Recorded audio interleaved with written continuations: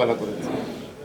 আপনারা এখানে আমরা চিকিৎসা দিই, আপনারা সারা দেশ দেখেন চিকিৎসক ব্যবস্থা গত ৫৫ বছরে যে অবস্থায় যাওয়ার কথা ছিল, দুর্ভাগ্যজনকভাবে সেরকম একটা আস্থাশীল স্বাস্থ্য ব্যবস্থা আমরা করতে পারি না পারার কারণে চিকিৎসকদের ইচ্ছা থাকা সত্ত্বেও সবসময় আপনাদের যেভাবে প্রত্যাশিতভাবে আমরা সারা দিয়ে উঠতে পারি না।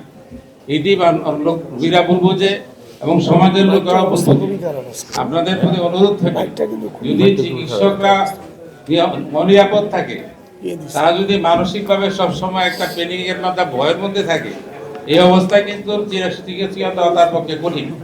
আরেকটা হচ্ছে যে কথা মাননীয় সভাপতি বলেছেন, বিশেষত ক্রিটিক্যাল কেয়ার কিংবা বড় ধরনের অপারেশন, ঝুঁকিপূর্ণ অপারেশন, এই সমস্ত ক্ষেত্রেই কিন্তু ব্যাপারগুলো বেশি ঘটে। এখন চিকিৎসক যদি অনিরাপদ থাকে, সে তখন সেটি করতে চাবে না, বেসরকারি বা বলেন সরকারি বলেন, এর যেটা হবে তখন সেই রোগীটা বিদেশমুখী হবে বেশি।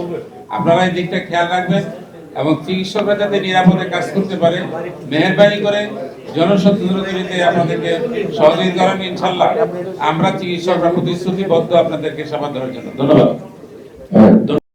অভিযোগের জন্য সুনির্দিষ্ট আইটি কাঠামো গড়ে তুলতে হবে।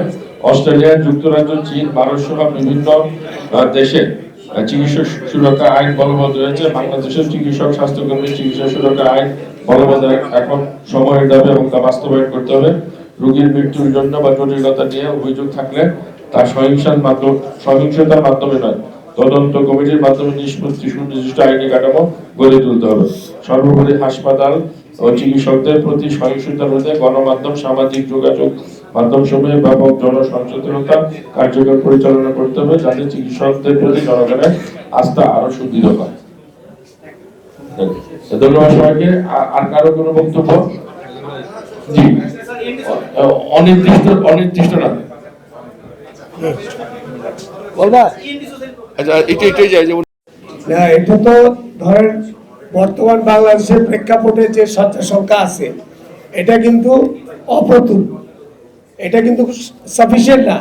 তো সরকার শয্যার সংখ্যা বৃদ্ধি করার জন্য একটা পদক্ষেপ নিয়েছে। আপনারা জানেন যে যেগুলি 50 শয্যার তাকে 151 শয্যা করা হচ্ছে, 101, এবং যেগুলি 100 সেগুলিকে 151।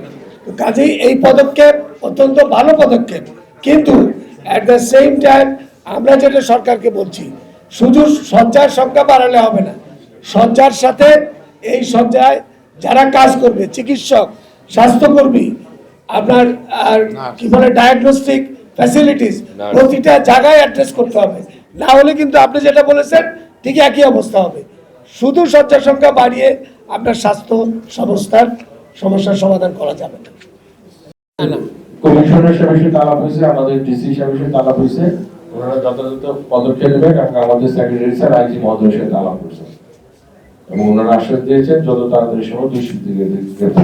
আপনারা জানেন যে একজন কিন্তু ওইখানকার যে জনগণ তাকে ধরে কিন্তু পুলিশের কাছে দিয়েছে, একজন অ্যারেস্ট হয়েছে, তার মাধ্যমে হয়তো